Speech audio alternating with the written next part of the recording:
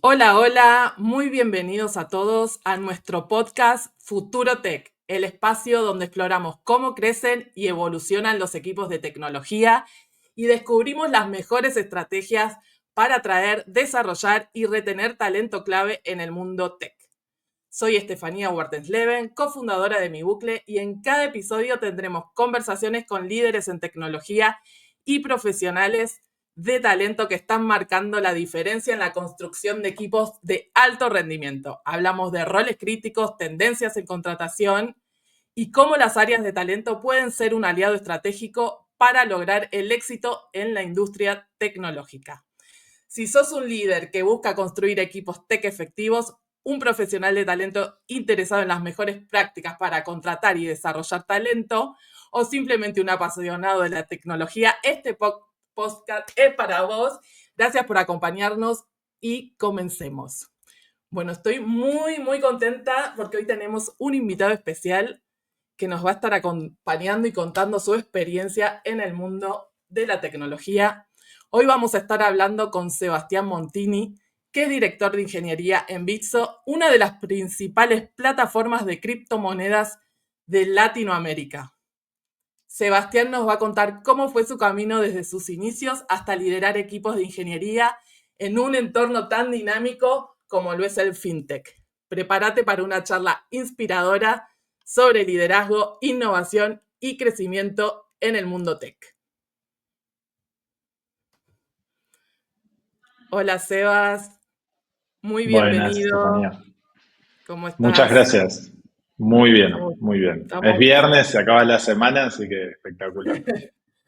tal cual, tal cual. Bueno, estamos muy felices de tenerte en nuestro tercer episodio del podcast y queremos que nos cuentes, bueno, todos sabemos, nos escuchan acá personas de toda Latinoamérica, del mundo de la Ujú. tecnología y también del mundo del talento, y nos encanta conocer tu experiencia. Así que vamos, en principio queremos saber eso, cómo llegaste hasta hoy en Bitso, en tu cargo, cómo fue tu trayectoria. Uf. Eh, no es, no es una De una, respuesta corta, sí. así que voy a tratar de resumirlo un poco. Yo arranqué, como muchas personas, estudiando sistemas en la universidad. Y una de mis primeras experiencias laborales fue trabajar en el centro de cómputos de la universidad, lo cual fue una linda primera experiencia profesional porque es un ambiente muy relajado, donde uno se siente cómodo y donde está enfocado más que en los resultados de negocio, en el aprendizaje de las personas, ¿no? Entonces es como muy distinto que si tu primera experiencia laboral capaz tenés la presión de generar revenue, de clientes, de no cometer errores. A partir de ahí me fui perfilando, me interesó mucho todo lo que tenía que ver con el mundo de la infraestructura, con el mundo eh, de cómo soportar todos estos workloads a escala.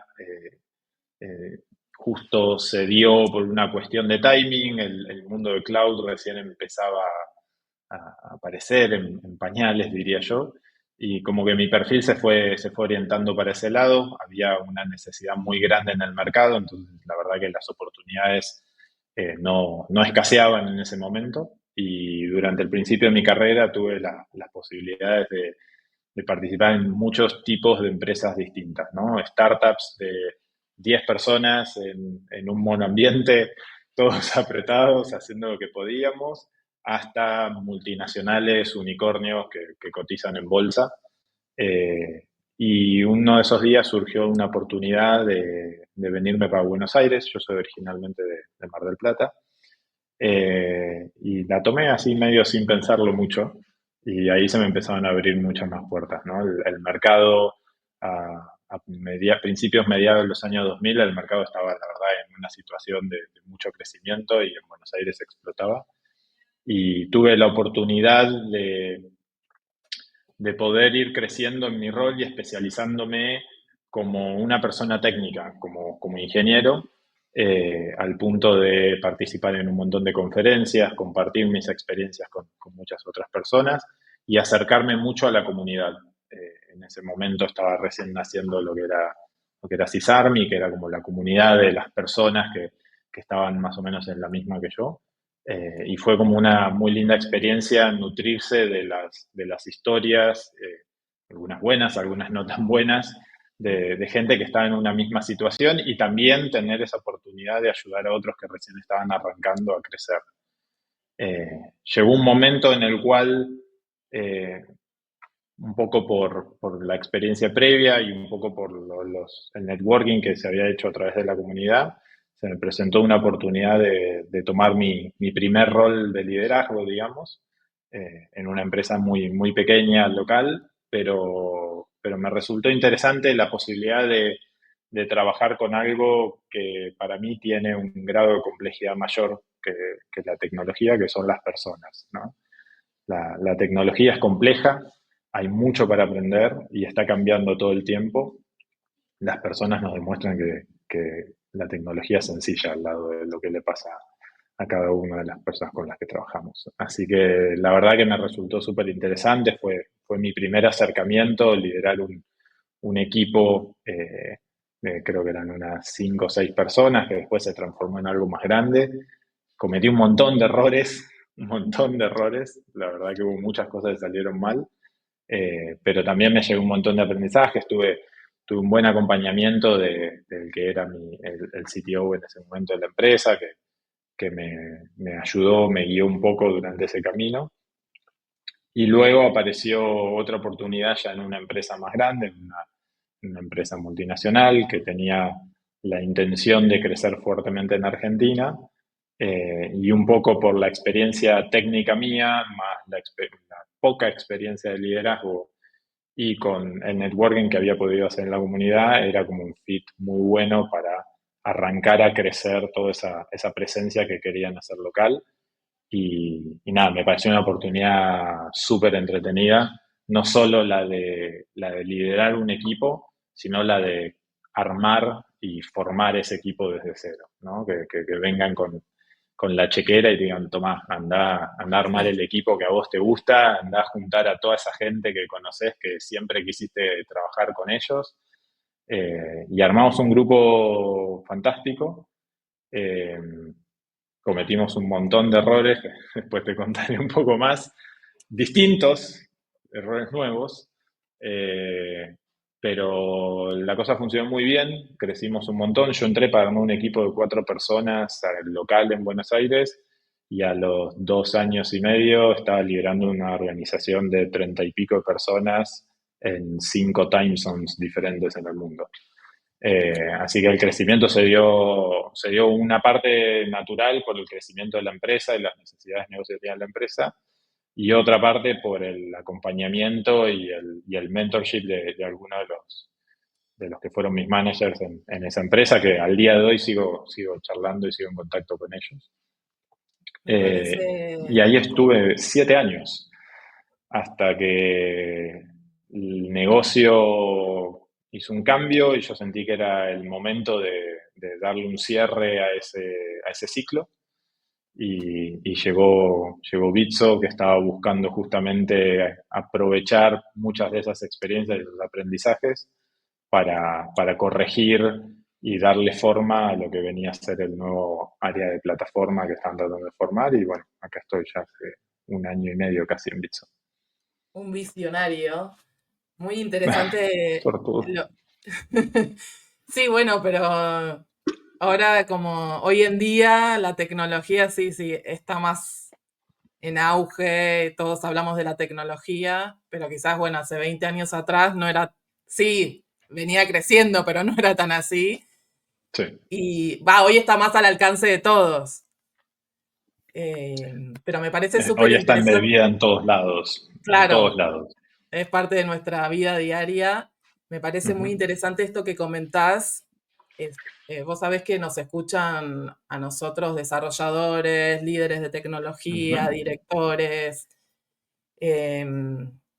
quienes toman las decisiones en las empresas, y me parece que está muy bueno esto que mencionás, tanto para quienes están ingresando al mundo de la tecnología o al desarrollo, tanto para los que lideran, como que mencionaste 3 puntos claves, que era, bueno, obviamente formarte una buena base de networking desde el Ujú. principio, con gente que estaba en la misma que vos, pero es tanto para los que ingresan como para los que toman decisiones y de poder acercarte a líderes que te guíen, ¿no? También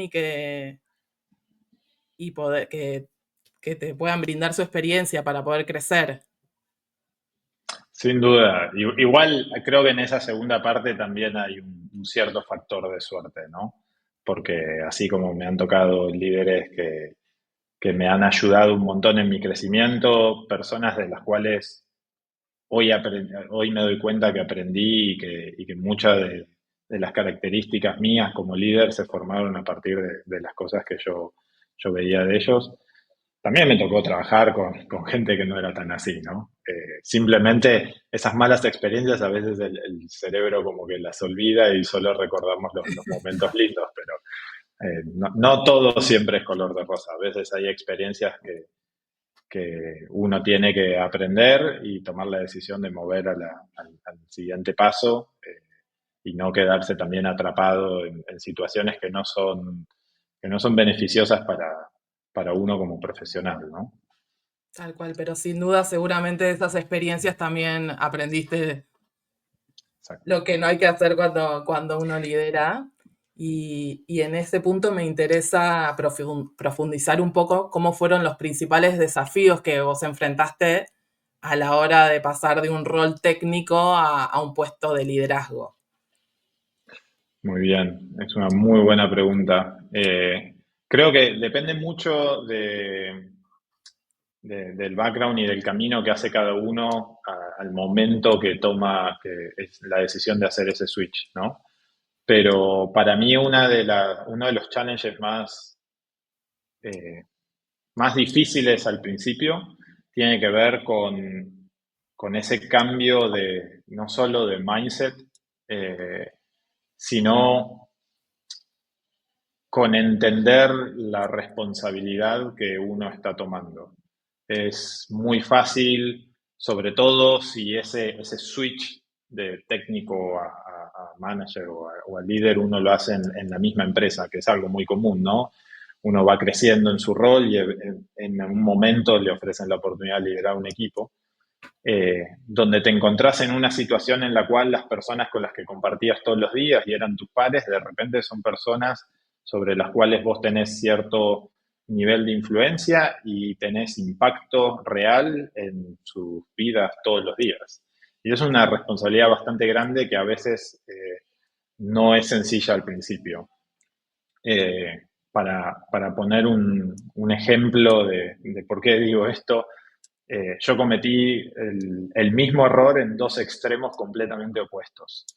En mi primera experiencia sentí que tenía que mantener cierta distancia, que necesitaba tomar esa responsabilidad y creerme un poco el lugar en el que estaba jugando, lo cual me conllevó a apartarme del equipo, ¿no? A alejarme un poco, a asegurarme de no ser parte de los chistes y la rutina diaria, de mantenerme en un lugar más enfocado en el cliente, más enfocado en el negocio, lo cual creó una brecha muy grande con el resto del equipo que hacía muy difícil entender las necesidades que el equipo tenía y hacía muy difícil que yo los pudiera ayudar. De eso aprendí que claramente era un error esa pared que yo había levantado entre mi equipo y yo como manager. Y en mi siguiente experiencia liderando equipos cometí el error completamente opuesto, que me sentí parte y uno más del equipo en todo momento, sin poder generar, crear esos espacios en los momentos que hacían falta. Me sentía como un miembro más de ellos porque los conocíamos hace tiempo, porque ya habíamos tenido otra experiencia laboral previa. Y después cuando yo necesitaba tomar decisiones difíciles o cuando tenía que tener una conversación sobre performance o cuando necesitaba trabajar con ellos en algún proyecto que capaz no era lo más sexy y entretenido, pero necesitaba que se haga de todas formas, no me tomaban en serio. porque no me veían como el líder que realmente mi rol representaba. Entonces creo que hay como un desafío muy grande cuando uno hace ese cambio en encontrar ese punto medio, el cual nos permite estar cerca de las personas con las que trabajamos, tener empatía, entender los problemas por los que pasan, pero también a su vez no olvidarnos que nuestro rol hoy está enfocado en el negocio, en ayudar a crecer al negocio y en conectar las personas que pueden resolver esos problemas con los problemas que tenemos, ¿no? Como que es clave encontrar ese punto medio. Y el otro gran eh, desafío y aprendizaje que me llevé de eso fue cómo entender que ese balance, ese punto medio no es fijo. Y a lo largo del tiempo, y del tiempo no me refiero a años, puede ser a lo largo de meses, puede ser incluso semana tras semana, ese punto de balance se tiene que ir moviendo y nosotros como líderes tenemos que ser capaces de ajustar en tiempo real a esos cambios. Va a haber momentos donde vamos a necesitar estar mucho más cerca del equipo, donde vamos a necesitar liderar con el ejemplo y va a haber momentos donde vamos a necesitar enfocarnos de lleno en las necesidades del negocio y asegurarnos de mantenernos enfocados en nuestras responsabilidades. Y es como una balanza que está en constantemente estamos ajustando, ¿no? Eso creo que es sin duda uno de los desafíos que nada te prepara para eso y que si bien hay un montón de libros que uno puede leer al respecto, cuando lo vivís en primera persona es difícil abstraerse un poco de la situación y entender, me está pasando exactamente lo que leí en este libro o lo que me contó tal o cual persona, entonces la solución es reaccionar de esta forma. No hay fórmulas mágicas, ¿no? Las personas son infinitamente más complejas. Tal cual, la práctica hace al maestro. Y en ese transcurso, ¿no? ¿Cuáles considerás vos que fueron las competencias claves que desarrollaste o que tuviste que desarrollar, además de las técnicas? Eh, muy buena pregunta. Creo que hay dos que resaltaría. Una tiene que ver con la comunicación. Eh, la comunicación como algo que engloba un montón de otras cosas, ¿no? Pero sin duda, como técnicos, no estamos acostumbrados a comunicar y expresar ideas de forma clara con gente fuera de nuestro ambiente. Algo muy normal que pasa es que entre personas técnicas se entienden, se hacen chistes, aprenden entre sí, pero cuando una de esas personas a veces tiene que pitchear una idea a senior leadership que capaz está mucho más alejado del día a día o incluso a otras áreas de negocio que nada tienen que ver con ingeniería, se vuelve bastante más complejo, ¿no? Porque no hablamos el mismo idioma. Entonces creo que la comunicación es sin duda algo que hay que ejercitarlo, que hay que entrenarlo, que hay que practicarlo y constantemente buscar feedback para tratar de mejorarlo. Comunicación en el sentido de cómo traducir esas ideas que uno tiene en la cabeza. Comunicación también desde el otro punto de vista, ¿no? Cómo bajar a tierra esos problemas high level que a veces el negocio te requiere a cosas concretas que los ingenieros e ingenieras entiendan y puedan aplicar. Comunicación desde el punto de vista de cómo poder mapear los objetivos de negocio con el trabajo que hacemos todos los días para generar ese engagement, para generar esa satisfacción del trabajo que todos estamos haciendo. Creo que hay un montón en ese sentido en lo que respecta a comunicación. Eh, y lo otro que diría que es una de esas skills que también hay que practicar mucho y que hay un montón, por suerte, escrito al respecto, es la empatía. Trabajamos con seres humanos como líderes, ¿no? Trabajamos con personas y las personas todos los días son distintas. Se levantan y con distintos problemas y por más que uno los quiera dejar en la puerta cuando empieza a trabajar, tienen impacto. Tienen impacto en el día a día, tienen impacto en el largo plazo. Creo que es muy importante ser capaces de ponernos y entender la situación de cada uno para de vuelta poder ajustar distintas herramientas de liderazgo acorde a lo que está ocurriendo. La empatía como herramienta a la hora de poder dar feedback que sea accionable, que sea concreto, feedback que tenga impacto, ¿no? Y también la empatía a la hora de poder entender las necesidades y los requerimientos que nos llegan, porque no solo lideramos un equipo, sino también somos accountable de los resultados y de lo que tenemos que entregar. Entonces, poder entender cuando nos vienen con alguna dependencia de otro equipo, cuando algún otro área no relacionada a la nuestra nos viene a pedir algo que nos parece una locura, o nos vienen a pedir algo urgente cuando ya terminamos de hacer el planning para los próximos 2 meses. Tener empatía también con la persona que está del otro lado, que capaz se está jugando mucho y necesita de esa ayuda, de esa colaboración en ese momento. Creo que es algo que sin duda nos ayuda muchísimo en nuestra labor del día a día como managers. Tal cual, me hiciste recordar un amigo coach que tengo que decía, Steffi, ten en cuenta el entorno del otro, ¿no? Todo el tiempo, más si se trabaja remoto, que hay algunas cuestiones que muchas veces Sí. pasan de largo y uno dice, bueno, ¿por qué no está esto hecho? Pero bueno, hay que realmente entender qué le está pasando al otro, el entorno, fundamental para la empatía, ¿no? Ujú. Y por otro lado, esto de cuando te escucho hablar esto, ¿no? De poder, que parte de la comunicación, de mantener la calma, ¿no? En entornos tan desafiantes, eh, con desafíos constantes. Y Sí. hablando de eso, me voy un poco a esto de cómo cambió tu forma de tomar decisiones al liderar un equipo en una fintech, del tamaño de Bitso, ¿no? Sí. Eh, Sin duda, cada empresa tiene su contexto, ese contexto también cambia mucho. En el caso de una fintech, creo que hay, para hablar del caso puntual de Bitso incluso, eh, no es solo la responsabilidad que tenemos para con nuestro equipo o nuestros directivos, sino que en el fondo estamos custodiando los ahorros de toda la vida de más de 9 millones de personas. Estamos custodiando el dinero de miles de empresas que interactúan con nosotros. La verdad que es un grado de responsabilidad bastante mayor que por el que yo había pasado en otras experiencias. Yo había trabajado en un montón de verticales, desde de telcos, high-tech, customer experience, gaming, lo que se te ocurra. El fintech era como la que me faltaba para tildar.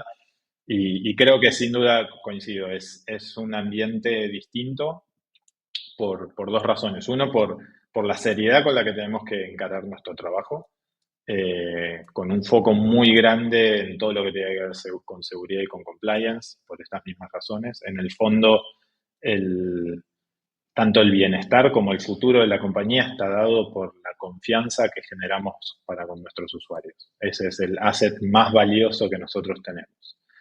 Y por otro lado, diría que también la otra gran diferencia que tiene liderar equipos en FinTech es lo dinámico del ambiente, ¿no? Hay un montón de otros aspectos, otras empresas de tecnología en las cuales uno puede trabajar y la tecnología está en constante evolución, pero los productos que uno desarrolla capaz están más orientados a una necesidad puntual.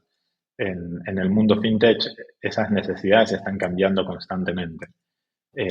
Tanto las necesidades cambian, los productos que nosotros tenemos que adaptar para cubrir esas necesidades, como también las distintas tendencias en los mercados, ¿no? Que hace que capaz un producto que vos estuviste trabajando durante todo un año para atacar algo en el mercado que nadie estaba cubriendo, cuando finalmente lo tenés listo, el mercado ya eso no le interesa más, se movió a the next big thing y tenés que empezar otras cosas de vuelta. Entonces, como que hay un dinamismo muy fuerte en ese cambio de prioridades y una necesidad como líder de adaptación, de flexibilizar un montón de nuestras creencias para entender que necesitamos movernos con velocidad, con el foco siempre puesto en nuestros usuarios, ¿no? En cómo podemos aportarles valor, cómo podemos ayudarlos a crear más valor en sus carteras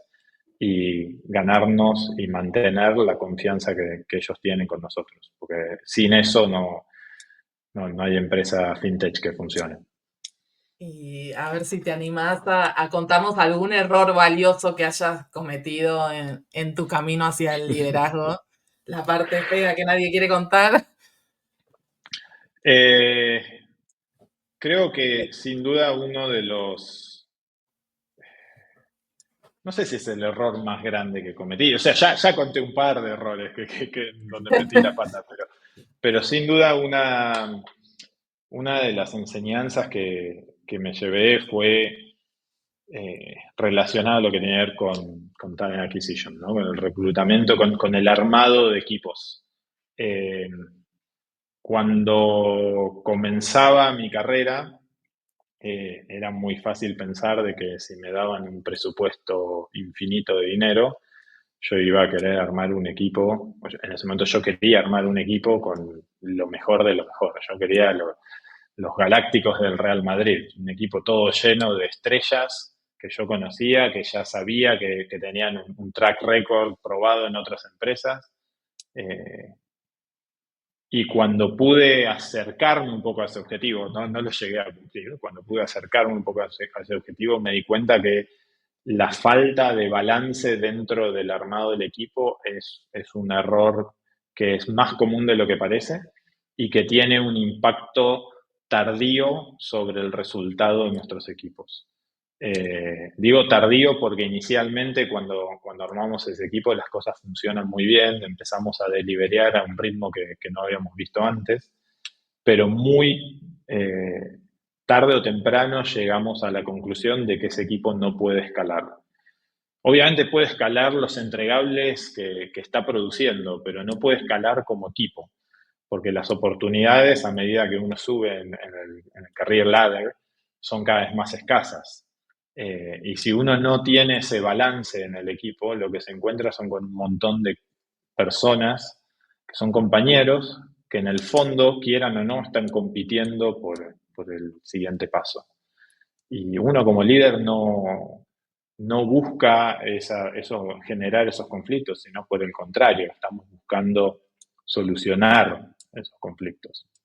Entonces, a veces al pensar, digamos, o ponernos ambiciosos o codiciosos en la gente que queremos en el equipo, podemos cometer ese error de perder un poco el foco y el balance y no estar pensando a futuro. De la misma forma que he visto muchas veces, esto no lo hablo también desde la experiencia, pero lo he visto en otros líderes, cometer el error contrario, donde la gente deja pasar un candidato con enorme potencial solo porque no tenía la cantidad de años de experiencia o experiencia previa en la herramienta específica que ellos estaban usando. Y capaz son personas que están buscando crecer, que tienen una capacidad de aprendizaje, de absorber conocimientos espectacular y que nos pueden ayudar a mantener no solo ese balance, sino que son gente que se va a quedar en la empresa y va a crecer y va a llegar muy lejos. A veces es muy fácil irse para el otro extremo también, ¿no? Cometer los errores de no aceptar personas con menos experiencia en lo que uno está buscando porque piensa que no van a ser eficientes del día cero. Y el resultado es que en el fondo necesitamos analizar mucho más potencial que otra cosa y necesitamos pensar a largo plazo, ¿no? Si bien yo siempre digo que no me voy a jubilar en la empresa en la que estoy, todavía me quedan unos cuantos años más de trabajo, sé que voy a estar acá mientras que pueda aportar valor y mientras que pueda ayudar y tengo que pensar las cosas a largo plazo, ¿no? Yo no voy a estar acá 2 meses y no soy un consultor, entonces mi experiencia está puesta en cómo tratar de armar un equipo con la mirada puesta al futuro y no solo pensando en las necesidades puntuales del equipo ahora, porque esas necesidades cambian todo el tiempo, mucho más en un ambiente de fintech. Es fundamental eso que comentás muchas veces desde las áreas de talento, nos enojamos porque, por ejemplo, eso, nos piden una persona con 3 años de experiencia o 5 años de experiencia en cierta tecnología y nosotros cuando entrevistamos a la persona vemos que tiene las competencias para tener una curva de Exacto. aprendizaje rápida, porque tiene, Ujú. o si tiene experiencia o si está, es de los que entran, pero vemos que tienen las competencias. Entonces decimos, bueno, no, un poco nuestra misión desde de talento, poder mostrarles a ustedes también que esta persona tiene efectivamente las competencias para poder crecer y me parece interesante que desde el área tecnológica puedan entender, ¿no? Sí, esta persona va a poder desarrollarse y crecer y de hecho para la persona es un desafío porque no entra con, no es que ya sabe todo, tiene el desafío de poder crecer en la empresa. Sin duda, sin duda. No, no es sencillo. La realidad es que los procesos de selección, por más extensos que sean, son una ventana muy pequeña para poder a veces entender esas situaciones, ¿no? Hay falsos positivos, hay falsos negativos Por también en esos supuesto. procesos de selección, pero es complejo y ahí creo que es donde juega mucho la experiencia previa también, ¿no? Del haber pasado por esas situaciones, de haber visto cómo hay gente que a veces nos sorprende, que no es lo que esperábamos, pero me parece que es fundamental la visión esa más a largo plazo, ¿no? Porque tengas un problema con la tecnología X en este momento, no significa que sí o sí tengas que salir a buscar una persona con 3 años de experiencia en la tecnología X, porque una vez que se solucione ese problema con esa tecnología, esa persona sigue siendo parte del equipo. No, no es una persona que Tal cual. viene como un consultor o un outsourcing por un rato. Entonces vos es mucho más valioso una persona que tiene la capacidad de crecer y aprender nuevas cosas. Te va a ser mucho más valioso a largo plazo a medida que vayan surgiendo nuevos problemas que alguien que está muy centrado solo en el problema actual. Eh, pero bueno, ese es un error bastante común igual. Sí, sí, ahí cuando mencionaba competencias, obviamente me refería a las competencias blandas, ¿no? Soft, que la Claro. persona tiene para poder crecer. Y en base a eso, ¿qué le dirías a un ingeniero que quiere evolucionar hacia un rol de liderazgo? Eh, Lo primero que le diría, y va a ser medio contraproducente para este podcast, pero que le diría que lo piense, que no hace falta. Creo que cuando yo arranqué había como una creencia implícita de que llegado cierto nivel de seniority como ingeniero, el próximo paso sí o sí era pasar a un rol de liderazgo, ¿no? De people manager. Y creo que hoy por hoy la mayoría de las empresas han entendido que eso no necesariamente es así, que hay personas que pueden aportar y continuar aportando valor como ingenieros y que uno puede continuar su career ladder como ingeniero. Que nadie se sienta obligado que no, porque tengo 5 años de experiencia acá, me promocionaron a senior, el próximo paso es manager. Como que no lo sientan de esa forma. Hay un montón de cosas más para aprender y para crecer en ese rol. Si aún así consideran que les interesa eh, el mundo del leadership, que me parece buenísimo, lo que diría es que busquen a un mentor o mentora que los acompañe. Puede ser su manager actual, puede ser el manager de su manager, puede ser alguien completamente fuera de la empresa, puede ser alguien con quien hayan trabajado en el pasado que hoy esté liderando equipos y que les pueda contar al respecto. Pero me parece que es clave tener esa persona que nos ayuda, con la cual podemos bouncear ciertas ideas, que nos puede contar de la experiencia por la cual uno está a punto de afrontar. Esa persona ya la pasó y nos puede dar un montón de consejos y guiarnos frente a situaciones en las cuales tarde o temprano como líderes vamos a tener que afrontar. La realidad es que hay un montón de memes al respecto, ¿no? De cuando hay un problema muy serio y tenés que llamar al senior y te das cuenta de que vos sos el senior. Siendo director o siendo manager, uno muchas veces se encuentra en esas situaciones en la cual todos se dan vuelta diciendo, bueno, tenés que tomar una decisión, yo ya te di toda la información y las opciones posibles, tenés que elegir una, y vos no te podés dar vuelta y mirar a alguien más para que te diga qué hacer, ¿no? Claro. Entonces, muchas veces tener a alguien que nos pueda servir como guía, creo que si bien no nos va a dar esas respuestas, nos va a poder encauzar un poquito en la forma de pensar esos problemas y entender que vamos a cometer errores, que nadie nació sabiendo y que por mucho que nos preparemos, el contexto y las personas con las que trabajamos son muy dinámicas y distintas y tenemos que estar dispuestos a tener esa resiliencia, ¿no? Frente a las frustraciones, frente a los problemas que nos vamos a enfrentar, frente a las situaciones difíciles que nos va a tocar afrontar como liderando equipos. Creo que no hay un happy path, una solución mágica en la cual si haces esto, el próximo es esto, el próximo es esto y llegas acá y sos feliz. Es como todo va cambiando todo el tiempo y necesitamos ser muy flexibles, adaptarnos y entender de que los errores van a ocurrir, de que los problemas van a surgir y de que por más que las cosas se vean muy bien ahora, no van a estar siempre bien, pero también entender que cuando las cosas no están bien, no van a estar mal por siempre, en algún momento van a volver a mejorar. Y hay que aprender a sobrellevar esos malos momentos pensando en lo que viene a futuro y hay que poder también aprender a que cuando las cosas están allá arriba, no van a estar allá arriba por siempre, no hay que creérnosla y hay que prepararnos para lo que se va a venir después. Así que animarse. Y ahora vamos para el otro lado. Si pudieras darle un consejo a otros líderes sobre cómo contratar talento tecnológico, ¿cuál sería? Eh, lo primero que diría es que no es una tarea que tienen que encarar solos, que se asesoren, que armen ese partnership con sus equipos de reclutamiento, con sus equipos de talent acquisition, que estudiaron el tema, que tienen experiencia en eso, que trabajen en el proceso de selección en equipo. Incluso que involucren a su propio equipo en el proceso de selección, ¿no? No hay nada más efectivo que la propia gente con la que este candidato o candidata va a tener que trabajar a futuro la pueda conocer en el proceso de selección y tener feedback directo y conciso.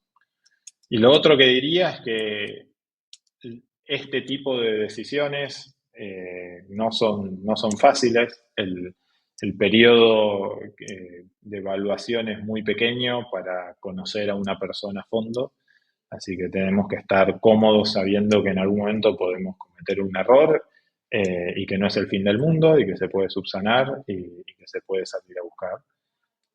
Sí considero que algo que ayuda mucho a la hora de tomar estas decisiones de la forma más efectiva posible es tomarlas en conjunto.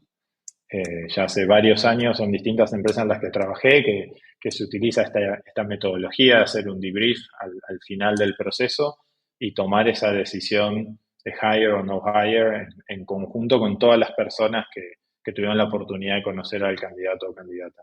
Cada uno aporta su visión desde distintos aspectos según el tipo de entrevista que le tocó participar, pero ayuda muchísimo esa colaboración porque los distintos puntos de vista, los distintos perfiles de las personas, cada uno como que se fija en situaciones o en características, en competencias diferentes. Y también al ser distintas entrevistas, son distintos días de la semana o semanas, depende de lo que dure, y esa persona, ese candidato o candidata puede haber estado viviendo un contexto diferente en las entrevistas. Entonces, a veces van a salir a florecer algunas competencias más en algunas entrevistas y en otras no tanto. Entonces, poder juntar a todo el mundo en ese proceso de debrief y tomar esa decisión en conjunto, creo que es algo que no diría que minimiza, pero sin duda reduce bastante el riesgo de esos falsos positivos. Sí, sin duda una excelente práctica que mejora, optimiza los resultados. Y ahora Ujú. sí, nos va quedando poquito tiempo, pero también nos gustaría conocer qué es lo que te entusiasma más del futuro de la tecnología y en ese sentido, cómo considerás que va a afectar a la construcción de equipos, ¿no? Creo que es imposible hablar del futuro de la tecnología y no mencionar Gen AI en estos momentos, lo que la inteligencia artificial eh, está en boca de todos y es por una razón válida, ¿no? Pero me parece que también es súper importante tomar las cosas con cierta seriedad y entender que no es una solución mágica para todo. Hoy hay un montón de líderes de negocio tratando de meter AI por donde puedan, solo para impresionar a sus inversores y lograr una mejor valuación. Y la realidad es que antes de buscar una solución al problema hay que entender realmente el problema que estamos tratando de solucionar. Después hay un montón de herramientas hoy en día afuera que nos pueden ayudar y cada una cubre una necesidad específica de una forma distinta. Me parece que a mí me resulta súper interesante todo lo que está pasando con la inteligencia artificial desde el punto de vista de ayudarnos a ser más eficientes, de eliminar un poco esa necesidad de tareas aburridas. El otro día estaba escuchando un podcast donde entrevistaban a Shin Kim, que es el escritor de Phoenix Project, The Unicorn Project, DevOps Handbook, Accelerate, un montón de libros de lo que fue la cultura DevOps. Y hablaba sobre la muerte del junior engineer, ¿no? Que suena como un poco fuerte. Y le preguntaban sobre eso justamente porque es como medio chocante escuchar eso, como que no va a haber más juniors en el futuro. Y lo que él planteaba es que dice que no. Una de las cosas que en las organizaciones ocurren es que la persona junior que está arrancando se nutre del senior para aprender, pero a su vez una de las limitantes más grandes para que eso ocurra es el tiempo que ese senior puede dedicarle. Hoy la inteligencia artificial puede acelerar esos procesos muchísimo, ¿no? Hoy en la inteligencia artificial tenés una persona de infinitos años de experiencia que te puede responder todas las preguntas y siempre va a tener tiempo para vos y nunca te va a responder mal y nunca va a tener otra urgencia que atender más que vos. Entonces, ese concepto de alguien que recién arrancaba en su carrera, que le podía llevar 3 o 5 años llegar a adquirir cierto nivel de conocimiento, hoy se ve como comprimido, ¿no? Como compactado en periodos, en procesos muchísimo más acelerados y lo que nos encontramos es con gente que empieza a pensar distinto los problemas, a enfocarnos en cómo digerir esos problemas en otros problemas más pequeños que podamos después ingestarlos a la IA y buscar esas soluciones. No necesitamos más juniors que realizan tareas repetitivas, que se encuentran haciendo tareas de poco valor agregado. Para eso hoy ya tenemos, o sea, no estamos hablando del futuro, sino que hasta hoy ya tenemos la inteligencia artificial. Así que el proceso de aprendizaje y cómo armamos esos equipos buscando esa gente que tenga ese potencial, me parece que es, no sé, es un re lindo desafío para, no sé si los próximos años, capaz los próximos meses, ¿no? Como que todo Claro. se mueve muy rápido. Pero bueno, para que no tengan miedo, es importante esto que decís, que no es que van a Ujú. desaparecer, sino que van a estar más capacitados más rápido, Más de forma rápido, más exacto. acelerada. Ujú, exactamente. Y bueno, tenemos una pregunta bonus, que es la pregunta bonus del podcast y que tiene que ver un poco con esto de cuál, si te han dado un consejo muy malo o pensás que vos diste uno muy malo y que no. Si me han dado un consejo muy malo, Como que hiciste algo y no, esto no, definitivamente no iba.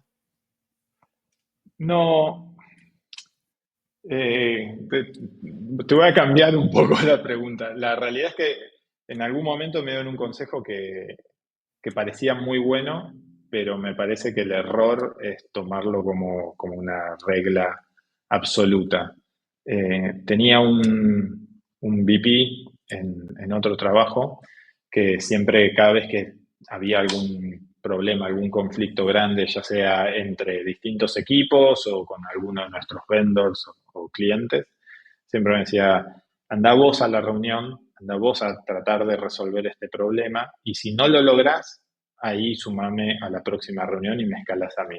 Porque si yo voy desde ahora y no logramos el resultado, no tenemos con quién escalar, ¿no? Vos necesitas guardarme a mí como un comodín, como una carta para resolver el problema más adelante. Y la realidad es que en muchas situaciones es un gran consejo, ¿no? O sea, no quemar todas las naves de entrada, asegurarse siempre tener algo más a quien acudir o por dónde escalar para tratar de destrabar ciertas negociaciones. Pero también no es una regla que aplique siempre. Hay situaciones en las cuales el tiempo es lo esencial y a veces involucrar a todas las partes que sabemos que en el fondo vamos a necesitar para destrabar ese conflicto eh, genera que seamos mucho más eficientes. Solo por seguir ciertos procesos o cierta jerarquía, a veces perdemos tiempo o generamos mayor fricción con la otra parte con la que estamos negociando de forma completamente innecesaria. Hay que ser transparentes, hay que ser objetivos con lo que necesitamos y también tener esa empatía que del otro lado hay otra persona. Necesitamos ir directo al grano y que entiendan lo que estamos tratando de obtener, ¿no? Como que para mí en algún momento fue un muy buen consejo, pero también aprendí que esas soluciones mágicas no aplican siempre. No Hay que siempre. saber usar el judgment de cada momento. Excelente. Bueno, acá sabés que nos siguen muchos nerds, por así decirlo. Entonces, también, si tenés algún libro para recomendar que te Sí, haya marcado en tu eh, experiencia. sí, está por acá. Ahí está. Se llama Leadership and Self-Deception. Es un libro que tiene una re linda historia porque se lo regaló el country manager de la empresa donde yo estaba a la VP de People y la VP de People me lo regaló a mí y yo después se lo regalé a otra persona que estaba tomando una posición de liderazgo, como que ha pasado por muchas manos. Ahora se lo recomendé a mi mentee también. Así que tiene una muy linda historia. Es un libro que me parece que habla mucho de algunas de las cosas que tocamos hoy en el podcast respecto a la empatía, respecto a saber trabajar con personas, entender de que es muy común a veces encerrarnos en nuestras creencias y olvidarnos que del otro lado estamos trabajando con seres humanos y no con objetos. Y habla bastante de esta idea de cómo relacionarnos buscando un mismo objetivo común sin autoengañarnos, sin traicionar nuestras creencias, pero buscando entender siempre las necesidades del otro y cómo podemos ayudarlos, ¿no? Y está orientado todo a través de una historia, lo cual lo hace súper fácil de leer y entretenido y que muchas de las explicaciones en realidad están dadas en base a acciones y a problemas que uno puede experimentar todos los días. Entonces es como un libro fácil de leer donde de cada capítulo te vas a ir llevando ¿Quién es algún el autor aprendizaje. o autora? Está escrito por The Arbinger Institute, así que son un montón de personas que están detrás de esto. Ok, Después, si querés, lo podemos poner en las notas sí, del podcast. La verdad es un lindo libro, creo que va por la cuarta, quinta edición ya, no sé cuántas va. Pero se lee súper fácil y a mí me ayudó y sé que a un montón de gente antes que a mí también lo ayudó. Así que me encanta poder seguir pasándolo para adelante para la próxima persona. excelente. ¿Y alguna herramienta de, bueno, inteligencia artificial o que te ayude en la productividad diaria? Sí, creo que todos hoy de alguna forma, alguna herramienta estamos usando. A nivel técnico estamos usando herramientas que nos ayudan en la parte de code review y manejar la calidad de lo que estamos entregando. Y estamos probando una herramienta nueva llamada CodeRabbit, que se encarga un poco de esa parte que para los humanos a veces se nos pasan cosas por alto, ¿no? A la hora de que estamos revisando el código de otros. Y después últimamente vengo aprovechando bastante Gemini, la Gen AI de Google, porque parte de, es parte de Google Workspaces, así que la tenemos disponible y funciona muy bien, es muy rápida. En algunas cosas me ha dado mejores resultados que ChatGPT, la verdad. Eh, es bastante completa, así que la súper recomiendo. Sí, vuelvo a insistir, hay que entender de que no es una solución mágica y que si nosotros no somos buenos explicando el problema que tenemos, las respuestas que nos va a dar no van a ser efectivas. Así que eso también me parece que es súper importante. Excelente. Y un último dato, algún podcast que Sí. estés escuchando que te ayude. Sí, bueno, escucho un montón de podcasts a la mañana cuando salgo a Sí. correr, pero la mayoría no son relacionados a este tema. Generalmente son relacionados al mundo financiero o de vinos, que es mi otra pasión. Pero hay uno que escucho que sale, no sale tan seguido, sale a veces una vez por mes o cada 2 semanas, que se llama The Engineering Enablement Podcast. Es un podcast de una empresa que se llama DX, getdx.com, que hacen una herramienta para entender y mejorar el developer experience, ¿no? La productividad y la felicidad de nuestros desarrolladores. Y los dos cofundadores, el CEO y la CTO, son dos doctores en ciencia de computación que estuvieron involucrados en lo que es el desarrollo de Dora Metrics y después en lo que fue Space, que son como los dos grandes frameworks para medir productividad a nivel ingeniería. Y bueno, ahora tienen este podcast donde entrevistan un montón de gente que no necesariamente usan el producto que ellos venden. Eso me parece súper interesante, no es como solo mostrar success stories de nuestro producto y todos nuestros amigos que nos compran, sino que buscan gente de la industria y donde hablan mucho sobre estas transiciones de cómo armar equipos de forma eficiente, de cómo evolucionar organizaciones y de qué señales son claves a la hora de tratar de medir esa productividad y cómo las podemos ajustar, ¿no? Se habla mucho de historias y de experiencias previas y nada, uno se lleva aprendizajes de las grandes mentes en el Silicon Valley, de empresas, cómo solucionan estos problemas de escala, que la verdad que está bastante bueno. Bueno, ahí tienen todos los datos, excelente. Y ahora sí, estamos llegando al final de este episodio. Sebastián, te quería agradecer muchísimo toda la experiencia que compartiste, datos, información súper jugosa para que todos los que escuchan puedan aplicarla. Así que muchísimas gracias por participar. No sé si te pueden contactar, no sé si a LinkedIn o también tienes algún Sí, recurso adicional que te puedan contactar. no, sí, por supuesto. Siempre me pueden buscar directamente en LinkedIn o en las redes sociales o sebastián@bitso. También me pueden escribir para lo que necesiten. Un gusto poder colaborar y compartir alguna de mis experiencias. Muchísimas gracias por el espacio. La verdad que estuvo súper entretenido. Y nada, ojalá esto sirva para otras personas que están ahí dubitativas de hacer el cambio o que están recién empezando y tienen algunas dudas en base a lo que se pueden enfrentar. Sí, diste datos fundamentales, creo que para todos, para aquellos que quieren desarrollarse en el liderazgo y los que actualmente están liderando y tienen algún inconveniente o quieren seguir creciendo. Estuvo Ujú. buenísima toda la información, así que muchísimas gracias. Nos vamos despidiendo. Espere, un segundo.